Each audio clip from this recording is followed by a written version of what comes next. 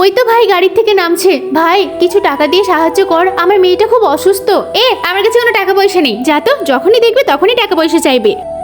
এই তাড়াতাড়ি করো, তোমাকে আবার শপিং করে দিতে হবে তো। এই তো আমি রেডি হয়ে গেছি, আমরা যাচ্ছি শপিং করতে, তুই বাড়িতে খেয়াল রাখিস। ঠিক আছে মালকিন।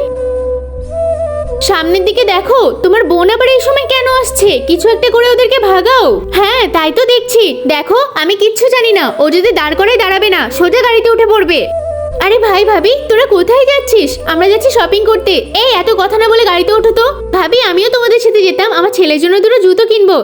আমরা মলে যাচ্ছি, কোনো ফুটপাতে জামা কাপড় কিনতে যাচ্ছি না। আরে ওকেও না হয় আমরা সাথে নিয়ে নিতাম। মা চলো না ছোট মামাদের বাড়িতে।